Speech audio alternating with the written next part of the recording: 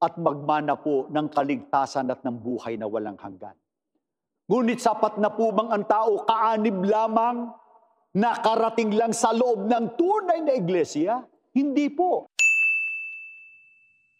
Magandang araw po sa inyong lahat. Sir JR po ng Usap-Usap University at nagbabalik na naman po tayo sa ating episode ngayon. Ang ating po ginagawa dito sa Usap-Usap University, tayo po nanonood ng mga religious discussions, religious debates, and for this particular episode, parang Bible study daw po yata. Ito po ay programa ng Iglesia ni Cristo. Ang title po ng segment ay Daan ng Buhay ng INC TV. Itong video na ito ay response po natin sa actually ngayong araw na selebrasyon ng 110th anniversary dahil 1914 po nung itinatag po ang Iglesia ni Cristo dito po sa Pilipinas. And this will be our first time watching this mga ka-youthi. And this is actually a request sa atin pong Facebook page na Usap-Usap University. Malamang po ay alam po ninyo na meron din po tayong mga Iglesia ni Cristo content na feature na po natin dati si Brother Ramil Parapa, si Kabening Pineda at iba pa. At ito nga ay another INC related video po mga ka-youthi. At ito po ay patungkol daw po sa kalamidad para mga kumbaga pangyayari ngayon po sa atin pong deity. So sa akin pong background po sa panonood, pag-aanalisa, ako po ay dating university debater mula po sa MSU IIT sa loob po ng 3 taon. Ako rin po ay nagdebate sa ABS-CBN News Channel at ako ay miyembro ng isang international public speaking organization, ang Toastmasters International. So ano pang hinihintay natin mga ka-U3?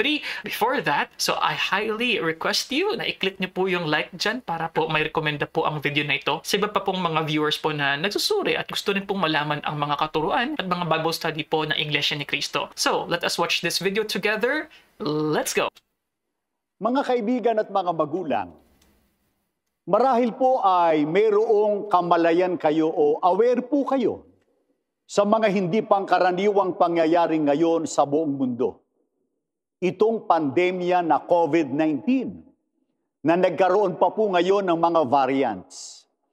Idagdag pa po natin ang mga karahasan, ang kahirapan, pagkakagutom, matitinding kalamidad gaya ng malalakas na bagyo at paglindol sa iba't ibang dako, ang kawalan ng hanap buhay. Ang mga pangyayari pong ito ay nagdudulot ng depresyon o panglulupaypay sa maraming tao sa daigdig. Ito po ang tatalakayin natin ngayon. Hindi po upang papanghinain po ang ating loob, kundi upang magkaroon po tayong lahat ng wastong kaalaman sa mga bagay na ito. Ano po ba ang kahulugan ng mga hindi pangkaraniwang pangyayari na nagaganap ngayon sa daigdig? Ito po ba ay nakasulat sa Biblia? Ano-ano po ba ang ipinagpauna na ng ating Panginoon Jesucristo na magaganap sa daigdig? Ang babasahin po natin ay pahayag mismo ng ating Panginoong Jesucristo na nakasulat po sa Biblia. Sa Lucas po, 21:11 at 27, batay po dito sa Contemporary English Version, sa wikang Pilipino ko na po babasahin alang-alang po sa karamihang sumusubaybay sa atin. Magkakaroon ng matitinding mga paglindol. At sa maraming mga dako, ang mga tao ay mamamatay sa gutom at makakaranas ng nakasisindak na mga sakit.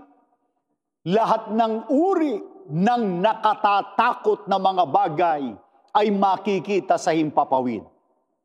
Sa gayon, ang anak ng tao ay makikita na dumarating na nasa isang alapaap na may dakilang kapangyarihan at kaluwalhatian.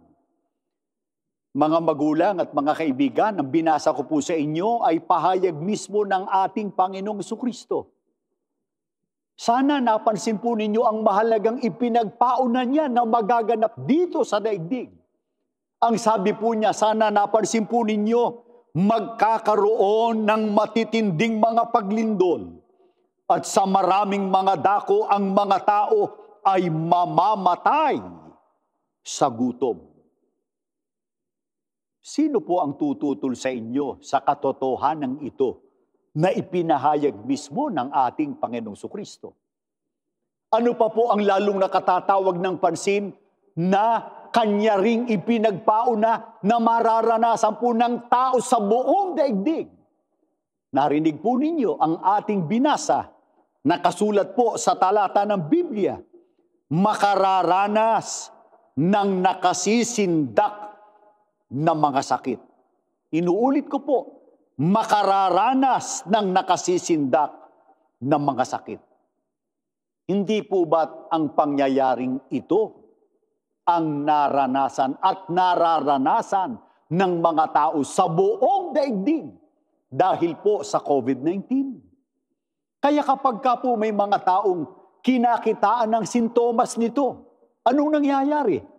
Nag-aalala, natatakot siya, maging ang kanyang pamilya o mga bahal sa buhay, at kasamang natatakot yung kanyang mga kapitbahay. Bakit po? Dahil nga po sa nakasisindak na sakit ngayon na lumaganap sa buong daigdig at kumitil na po ng maraming buhay ng tao. Ano po ang kahulugan ng mga hindi pangkaraniwang pangyayaring ito na nagaganap ngayon sa daigdig? Sana natatandaan po niyo yung talatang ating binasa na ipinahayag ng ating Panginoon Kristo. Ang sabi niya, sa gayon, ang anak ng tao, ang Panginoon Kristo, ay makikita na dumarating na nasa isang alapaap na may dakilang kapangyarihan at kaluwalhatian.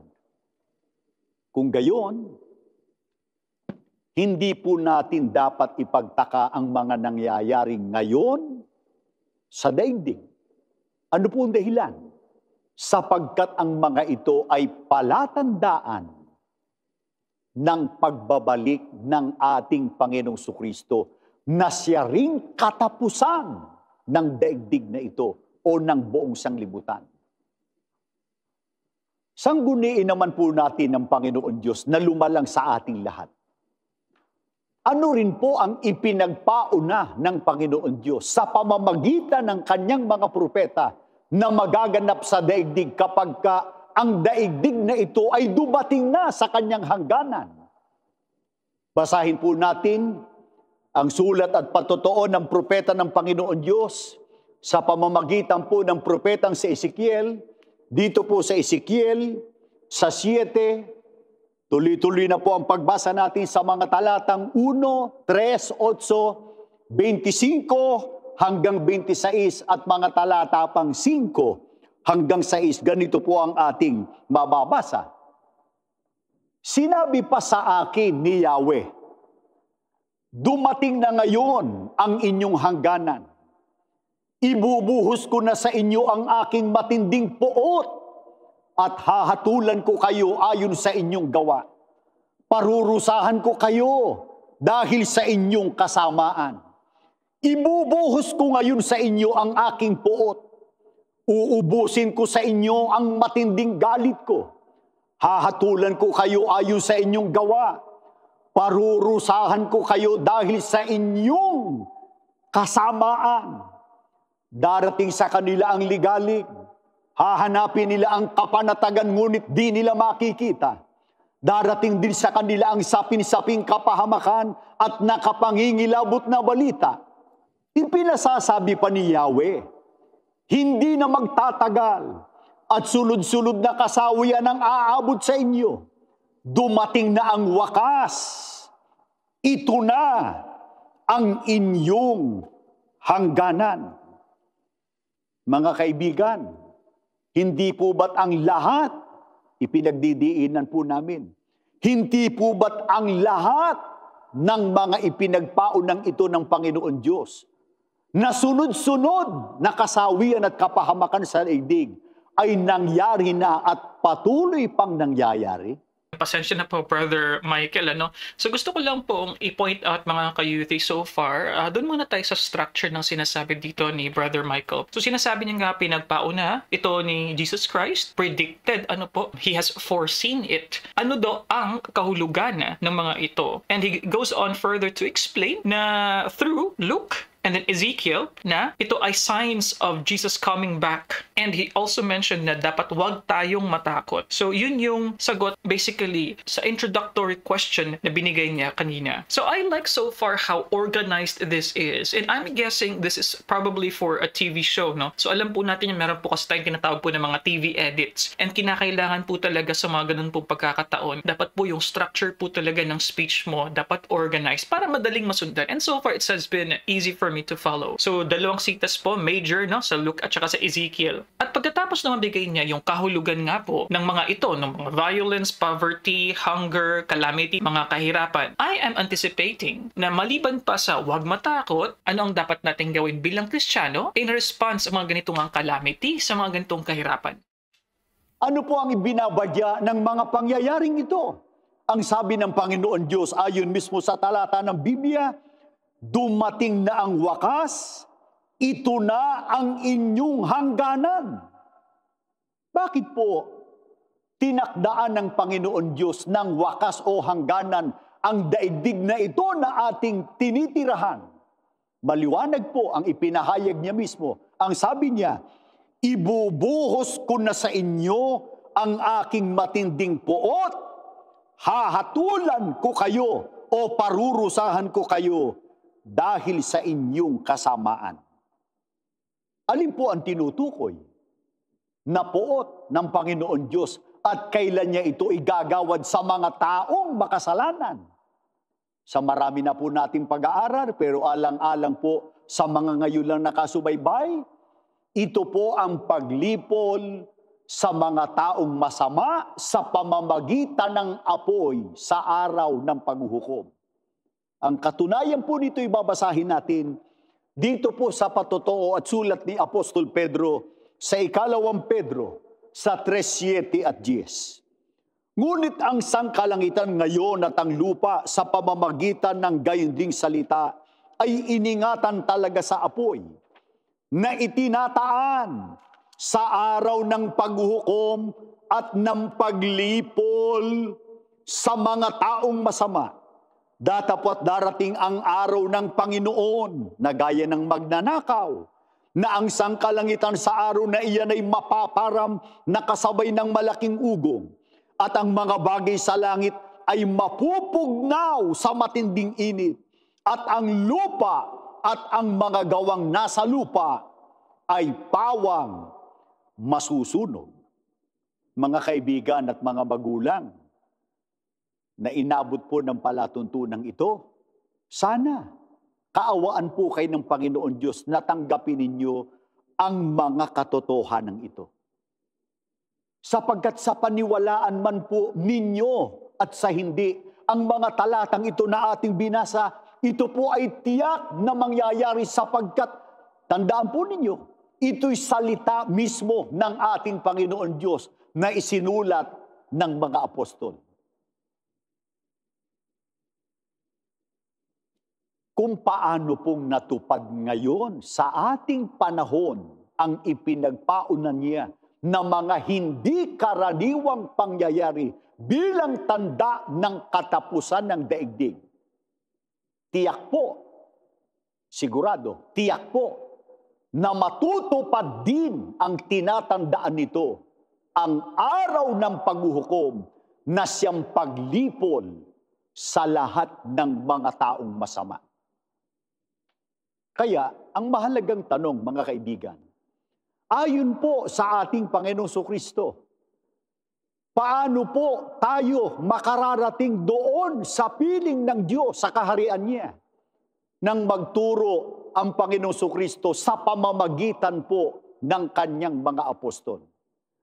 Ang babasahin po natin, mga kaibigan, ay sulat at pahayag po ng dakilang apostol na si Pedro sa 2 Pedro sa 3:13 hanggang 14. Okay, before we continue there mga ka-youth, So far na-appreciate ko po yung structure po ng TV show na ito. Napakadali pong sundan at na-appreciate ko rin na pagkatapos ng isang particular na question, kunwari, paano natin maabot ang kaharian ng Diyos? So, bibigay agad ng sitas. So, very, very orderly. I appreciate that. And I could also see a lot of experience coming from Brother Michael. Sa paraan niya po ng pagbabasa actually, mabagal, malumanay, tapos binibigyan niya ng emphasis dun sa mga words na dapat nabigyan ng emphasis. So, tinatawag po natin dyan, vocal dynamics, And of course, part na din dyan ng pagiging broadcaster, yung modulation niya. Sinasabi niya, dumating or dumarating. So, I like that. Dahil kapag kayo po ay nagmamodulate ng inyong boses, kapag kayo po ay nagbabasa, nabibigyan po ng emphasis. Nagigets ng tao na, okay, na-slow down at mas malaki ang volume ng kanyang pagsalita. Ibig sabihin, it has to be very important. At katulad nga po ng na-mention natin kanina, so yun nga po, yung question kasi dito na paano, it talks about what will be your action, after knowing these calamities. So yun nga po, we were able to predict ano yung magiging next po na topic or subtopic ng kanyang speech dito. Samahan po nyo kami sa ating pagbasa. Sabayan po ninyo kami. 2 Peter. At makikita nyo naman po sa inyong screen ang nilalaman po ng talata ng Biblia. Ngunit, ayon sa kanyang pangako, ay naghihintay tayo ng bagong langit at ng bagong lupa na tinatahanan ng katwiran. Kaya nga, mga minamahal, yamang kayo'y nagsisipaghintay ng mga bagay na ito, ay pagsikapan ninyong masumpungan kayo sa kapayapaan na walang dungis at walang kapintasan sa paningin niya. Mga magulang at mga kaibigan, mayroon pong dalawang mahalagang katangian na dapat po nataglayin upang makatiyak ang sinuman sa pagmamana ng mga pangako ng Panginoon Diyos. Ano-ano po o alin-alin ang mga ito? Gaya po ng binanggit ni Apostol Pedro at makikita nyo sa inyong screen, pagsikapan anya ninyong masumpungan kayo sa kapayapaan. Yun ang una. Ano po yung ikalawa? Nasa talata, na walang dungis at walang kapintasan. Hindi po ba tinalakay na po natin sa maraming pagkakataon na ang kapayapaang ito na tinutukoy ay ang kapayapaan ng tao sa Panginoon Diyos na kaloob ng ating Panginoon Kristo? Alin po ito? Ito ang biyayang kaligtasan. Ngunit lahat po ba ng tao ay nagtamo nito? Ulit po, para mapansin yung tanong natin. Lahat po ba ng tao ay nagtamo nito ng kapayapaang kaloob ng ating Panginoong Kristo? Ang babasahin po natin ay sagot ni Apostol Pablo sa kanyang sulat dito po sa Colosas 3:15. Batay po rito sa The Living Bible, sa wikang Pilipino ko na po babasahin, alang-alang po sa nakararami. Bayaan ninyo na ang kapayapaan ng puso na nanggagaling kay Kristo ay maging laging naroon sa inyong mga puso at pamumuhay, sapagkat ito ay inyong pananagutan, responsibilidad, tungkulin, at pribilehiyo bilang mga miyembro ng kanyang katawan at lagi kayong magpasalamat. Mga kaibigan at mga magulang, sino po ang mga tao na nagtamo ng kapayapaan sa Panginoon Diyos na kaloob ng ating Panginoon Kristo? Ayon po kay Apostol Pablo, sila ang mga miyembro ng kanyang katawan. Katawan po ng ating Panginoon Kristo. Alin po ang tinutukoy na katawang iyon?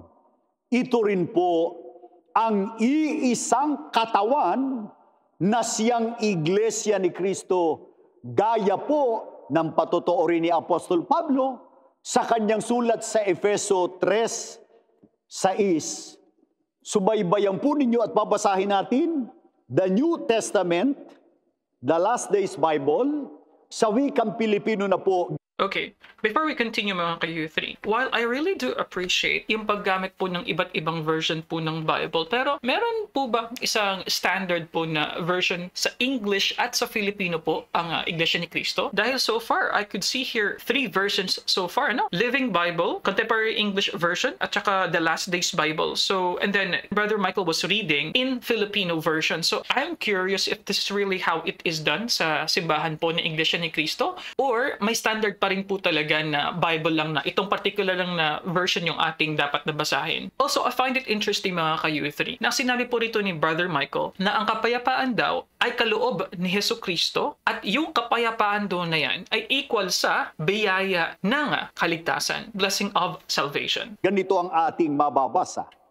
Ang katotohanan na ngayon ay nahayag, ay ang mga hintil ay maaaring maging kapwa mga tagapagmana ng Diyos na kasama ng Israel. Sila ay maging karapat-dapat na magkasama-sama sa iisang katawan, ang Iglesia ni Cristo. Silang lahat ay makatatanggap na ngayon ng mga pagpapala na ipinangangako ng Diyos sa dakilang balita tungkol kay Kristo. Ayon po sa Biblia. Alin po ang katawang tinutukoy na doon naging miyembro, naging kaanib ang mga tagapagmana ng Diyos at makatatanggap ng mga pagpapala, lalo na po ng kaligtasan?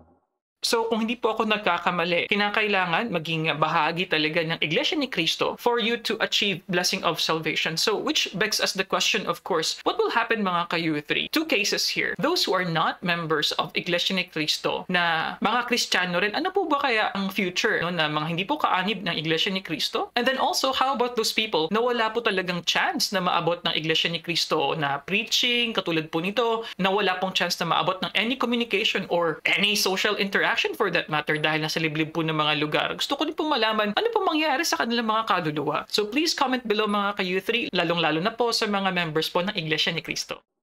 Ayon po sa talata ng Biblia na ating binasa, ito po ang Iglesia ni Cristo. Kaya,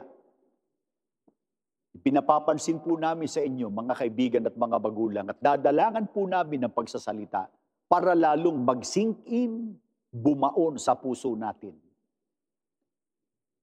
Napakahalaga po ng pag-anib sa tunay na iglesia upang makaalis po ang tao sa mundong ito at makapanirahan doon sa kaharian ng Panginoon Diyos at magmana po ng kaligtasan at ng buhay na walang hanggan.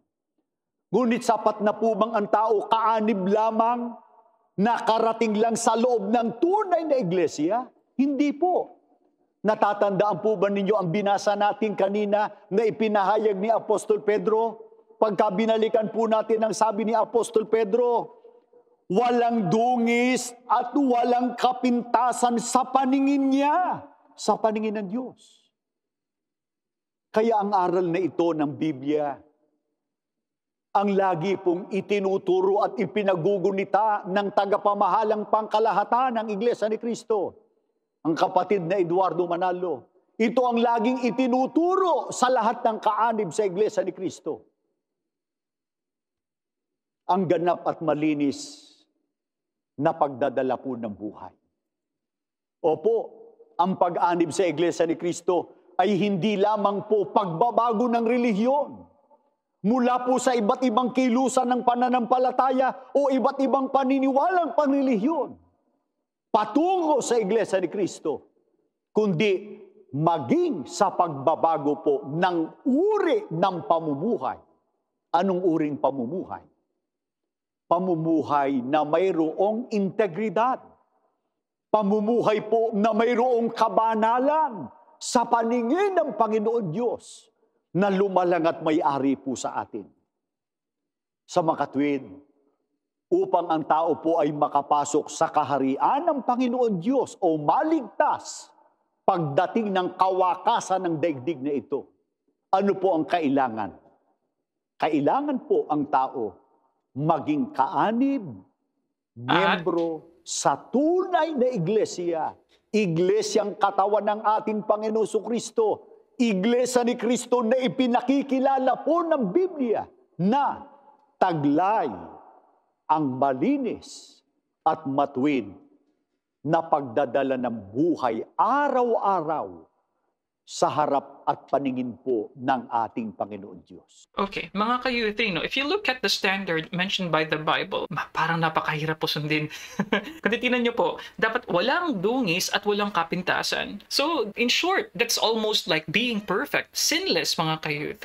So, there are two ways of looking at this. It's either a Christian could be perfect and sinless, as it was mentioned here, dahil yun nga ang standard, or we may always fall short in achieving this, but the point is we try our best to reach this. That's why I would like to know, mga ka-youth, what's your perspective about this? Tayo ba ay may kakayahan na maging perpekto at maging sinless, katulad ka kasi na sinabi dito, walang dungis, walang kapintasan? Or this is something as human beings na hindi natin ma-achieve, pero we should strive every day na ma-achieve yung standard na ito. So ano pang perspective niyo dyan, mga ka-youth? But anyway, gusto ko din pong i-mention dito sa mga members po ng Iglesia ni Cristo. So sinasabi dito ni Brother Michael, so kinakailangan nga, hindi lamang na naanib ka sa Iglesia ni Cristo, kinakailangan din na maayos yung pagdala mo sa iyong buhay. I like the phrase pagdala sa buhay. Ano po? I like that. The lifestyle, yung inyo pong behavior, inyo pong gawain araw-araw, it has to be in accordance with the standards of the Bible. I appreciate that. So would that mean, mga ka-youth, na kapag kayo ay kaanib lamang, pero ang gawain ay hindi reflective ng standards na hinihingi ng Biblia, I'm guessing you will not be saved too. Or just being a member is the number one prerequisite, and then parang yung good works would just follow. Parang as a manifestation of your faith, parang byproduct na lang yung good works nyo.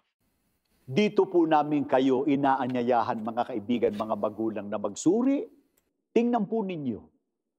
Kaya dito po sa Iglesia ni Cristo, ang tao po tinuturuan, inaakit na mabago ang kanilang buhay. Hindi po para maibalang sa mga tao ng sanlibutan, kundi higit sa lahat, makarating po sa kaligtasan sa piling ng Diyos at ng ating Panginoon Kristo pagdating po ng araw ng paghuhukom. Sa mga kapatid sa Iglesia ni Cristo na narating po ng palatuntunan ito, hindi po ba't madalas nating naririnig mula sa pagtuturo ng ating namamahala, sa pagtuturo ng kapatid na Eduardo Manalo sa ating mga pagsamba, anong madalas nilang itinuturo sa atin? Ang yugto po ng daigdig ngayon ay totoong naghihingalo na. Ang kailangan po, maraming mga tao ang makarating sa tamang pagkaunawa sa tunay na relihiyon, at tayo naman po na nasa loob na ng Iglesia ni Cristo. Gumayak tayo sa nalalapit na pagpapalang kaligtasan na inilalaan ng Panginoon Diyos sa mga mapapalad na nakarating sa tunay na iglesia na itinataguyod ang pagsunod sa lahat ng aral ng ating Panginoon Diyos. Hangad po namin, mga kaibigan, na pinakinabangan po ninyo ang palatuntunan ito ng Iglesia ni Cristo. Okay, mga ka-youthie, so dyan po nagtatapos ang atin pong episode ngayon patungkol nga po sa ano ang kahulugan nitong mga kalamidad. Although, honestly, I think this is too short. I think Brother Michael has covered a lot of topics here, especially na nag-involve din ito ng blessing of salvation. Nag-involve din ito ng mga nangyayari nga na kalamidad sa atin. I think it was a really brief na preaching po, so medyo bitin po para sa akin. And I'm really wondering sa mga members po ng INC, baka meron pa po kayo mga links po ng mga video that you think is a better supplement po dito po sa ating napanood. But not too bad for an introduction po patungkol nga po sa importance ng blessing of salvation at saka yung dapat nating gawin. Sa latter part, mga ka-youth ng video, na-mention ni Brother Michael na palagi daw po na tinuturo nga po ng mga namamahala sa Iglesia ni Cristo ang patungkol nga sa paggayak. Ayun ang na-mention niya kanina. I'm very curious here if Brother Michael is also part po ng parang namamahala po, or purely siya po ay preacher or mga ngaral po ng INC. INC. Dahil kung hindi siya parte ng namamahala, so ibig sabihin po ba, sa Iglesia ni Cristo may mga select po na mga members na pwedeng magturo pero hindi sila namamahala? And my understanding is, yung mga nasa higher position, siguro po sina Brother Eduardo Manalo, sila yung namamahala at nagtuturo. So that's my understanding na naka-differentiate yung kanilang mga role pero pwede rin magturo both itong